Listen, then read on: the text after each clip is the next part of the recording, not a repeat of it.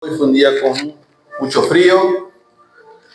Hay personas que prefirieron quedarse al lado de la estufa, ¿no? Pero bueno.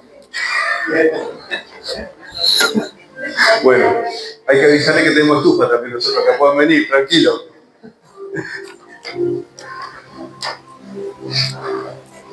Quería hablar este mensaje, le puse como nombre Jesús revelado en la sombra del Antiguo Testamento. Un poco largo, ¿no? Pero usted sabe que el Antiguo Testamento no lo nombra Jesús, ¿no? No sale el nombre de Jesús. Pero todo el Antiguo Testamento hay una sombra, ¿no? Hay figuras y símbolos que nos llevan a Jesús. Y yo quisiera que esta tarde ustedes me presten atención y que hagamos un recorrido, ¿no? Por el Antiguo Testamento, ¿no? Cómo Jesús se nos va revelando. ¿Amén? Y usted sabe que la primera profecía, ¿no? No fue dada por un profeta, no fue dada por un sacerdote, fue dada por el propio Dios. Y eso se encuentra en Génesis 3:15. Es un versículo conocido, ¿no? Pero usted sabe que Génesis es un libro el cual tiene muchísimas cosas que a veces pasamos por alto, que muchas veces no nos detenemos a examinar, a estudiar, a leer en profundidad, ¿no? Y acá vemos en el propio jardín del Edén, cuando ya Adán y Eva están desnudos, ya habían pecados, ya la serpiente lo había hecho caer, ¿no? Y dice así, Dios dice, y pondré enemistad entre ti y la mujer, y entre tu simiente y la simiente suya. Le está hablando a la serpiente y a Eva, ¿no? Entre tu simiente y la simiente suya. Esta te dirá en la cabeza y tú le dirás en el calcañar. Y usted sabe que acá hay algo, un mensaje, ¿no? Que si uno pasa muy por arriba y no lo lee bien, es cuando le dice que va a haber entre tu simiente, le dice a la mujer. Y usted sabe que la simiente viene por parte del hombre. La simiente, la traducción es semilla y semen. Es cuando el hombre, ¿no?, tiene relaciones con la mujer, fecunda, y esa es la simiente. La simiente la pone el hombre. Y acá se equivocó Dios, que le dice a la mujer, de tu simiente, le dice, y a la serpiente, no. Hay una profecía que se iba a cumplir con una mujer en Nazaret, con María, que iba a nacer de una mujer virgen. Por eso le dijo, tu simiente, a Eva, porque de ella iba a llegar a una mujer que iba a estar siendo virgen, fecundada, porque iba a llevar a Jesús en sus vientre. Y Satanás pensó que había ganado,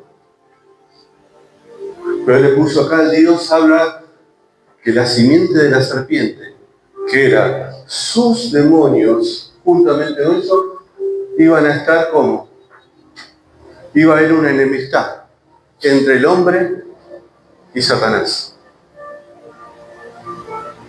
Y que de esa simiente iban a ser el Salvador, iban a ser Jesús, que era la cabeza y él el calcañar del Señor.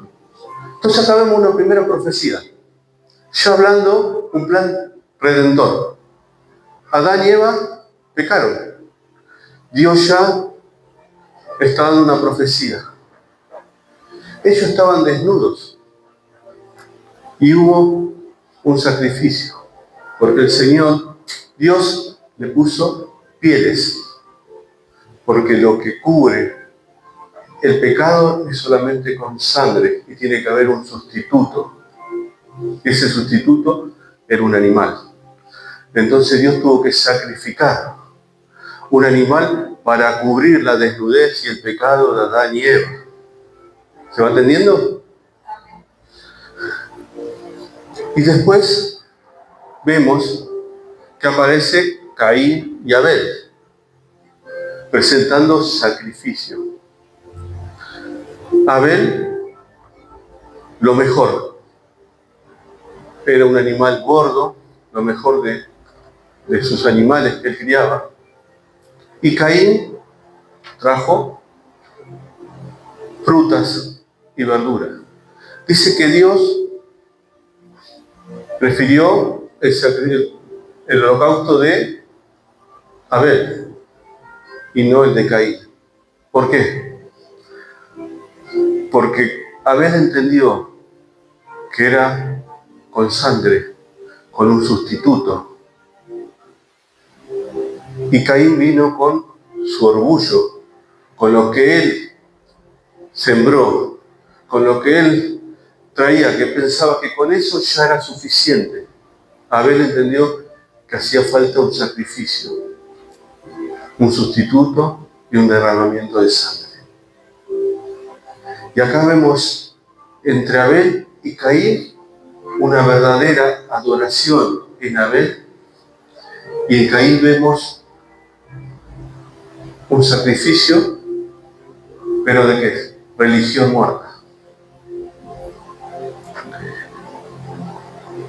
Cuando vemos a Abraham con Isaac yendo al monte Moriah para ser sacrificado, Isaac iba con maderos llevando para el sacrificio. Y era una sombra de lo que iba a ser Jesús llevando la cruz, ese madero, hacia el Gólgota. Isaac es una sombra de lo que había de venir. Y en el momento, Isaac le pregunta a Abraham, ¿y el cordero? Abraham profetiza y le dice, Dios proveerá. Y en el momento del sacrificio de Isaac, Dios detiene su mano y provee un cordero entre unos espinos. Vemos la sombra, vemos que se va cumpliendo en todo el Antiguo Testamento. Vemos también cuando en Egipto ellos debían, en la plaga 10, la 10ª plaga, que venía el ángel de la muerte, ellos debían sacrificar un cordero a la tarde, sin mancha, sin defecto, y con su sangre pintar el dintel. Era o un cordero o la muerte. Con esa sangre, la muerte pasaba por alto. Era una sombra de lo que había de venir, que era el Cordero, que era Cristo. Con su sangre, nosotros debíamos morir, pero Él nos cubrió con su sangre para ser salvos.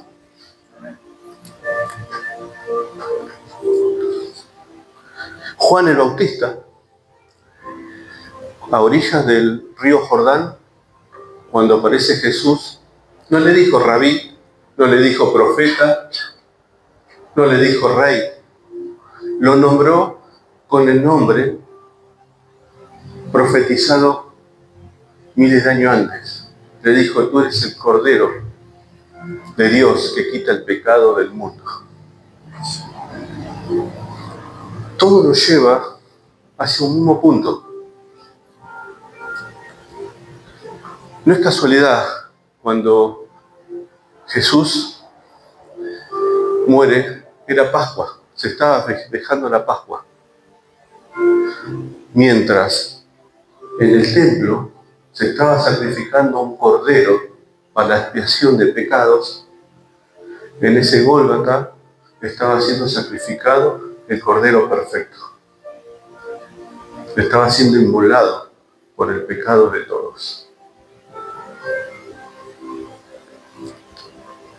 Cuando Él es sacrificado, cuando Jesús muere, se rasga el velo de arriba hacia abajo.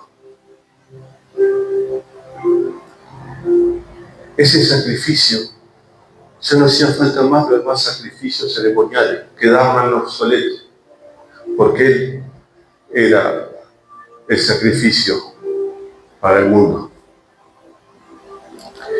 Cuando el velo se rompió, se rasgó, es como el sacerdote que rasga sus vestiduras. El sacerdote debía entrar una vez al año, llevando sangre al lugar santísimo para expiar los pecados, pero eran para ese año, todos los años debía hacerlo, pero Jesús es nuestro sumo sacerdote. Él hizo sacrificio en la cruz por todos nosotros una vez para siempre.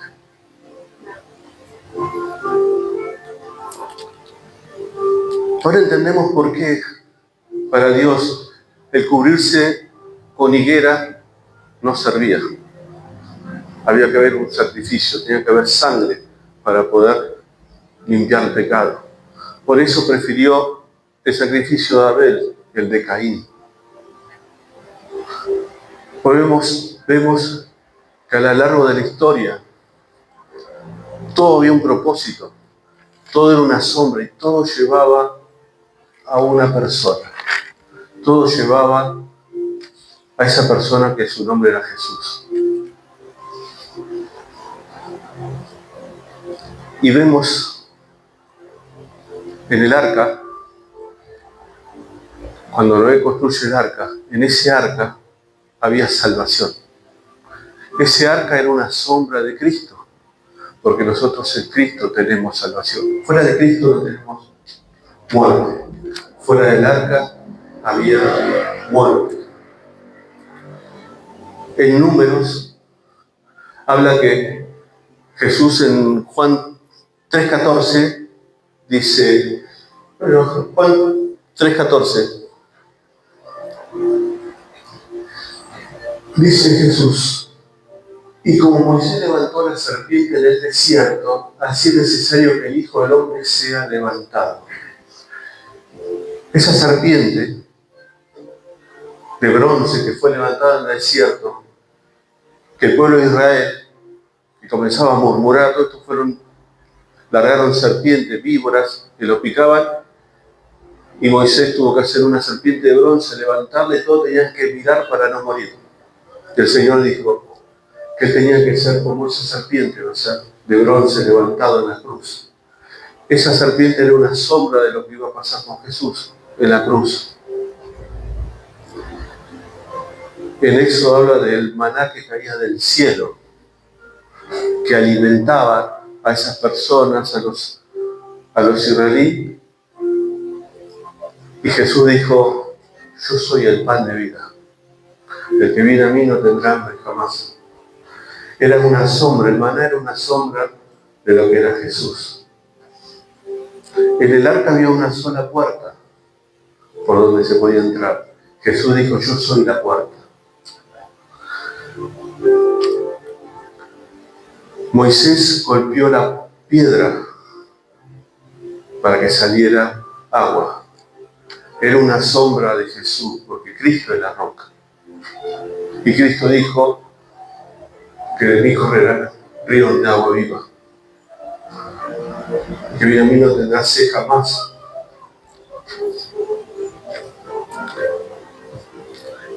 El sumo sacerdote del Antiguo Testamento tenía que entrar al lugar santísimo una vez al año. Cristo es nuestro sumo sacerdote, que hizo el sacrificio una vez y para siempre. Era una sombra de lo que ha de venir, que era Cristo. Y mucho más, hermano. Podíamos estar horas de leyendo el Antiguo Testamento y mostrando la figura, la sombra de Cristo. Y nosotros, el Antiguo Testamento es como un artista que tiene una estatua que la cubre con una tela. Podemos ver, imaginar una imagen bajo esa tela, pero hasta que no es descubierta no lo vemos. Y eso es el Antiguo Testamento para nosotros. Es ver una sombra de lo que ha de venir, que era Cristo. Todo llevaba a su presencia. Todo lo que nosotros leemos debemos verlo ahora con otra mirada. Mirar más allá. Cuando vemos el Antiguo Testamento tenemos que ver el plan redentor. El plan desde el principio que el Señor era en la cruz. Cuando Dios creó, Jesús ya era el plan. Ese plan era hasta la cruz. Jesús en la cruz. Todo nos lleva hacia la cruz. Nosotros, como decía el pastor, somos una iglesia cristocéntrica. Cristo es el centro. Él es el centro de este lugar. A Él venimos a adorar. A Él nosotros adoramos. A Él le pedimos por medio de Jesús al Padre. Siempre debemos mirar a Cristo. Y cuando nosotros comencemos a leer el Antiguo Testamento, se nos tiene que revelar Cristo. Porque si no, quedamos en historias lindas, algunas historias del Antiguo Testamento. Pero el Señor se nos tiene que revelar para que nosotros podamos entender el propósito. Todo nos lleva a ese sacrificio en la cruz, lo que hizo por todos nosotros. Los profetas lo entendían, los profetas profetizaron sobre Cristo. David en su salmo hablaba de Cristo, en la cruz, hablaba de cada cosa que hizo Jesús en esta tierra, fue profetizado. Cada cosa que Él hizo había sido profetizado miles de años antes. Nunca Jesús en la cruz fue una opción más, siempre fue el plan, porque el plan era de salvación para nuestra vida. Nosotros ya estamos condenados, pero Él tuvo que sacrificar, hacerse hombre para morir por cada uno de nosotros. Y esa sangre es la que nos limpia, esa sangre es la que nos purifica y es la que podemos decir que somos hijos porque Él murió por nosotros. Ese sacrificio en la cruz fue lo más grande que hizo alguien por nosotros. Es la demostración de amor para con nosotros. Amén.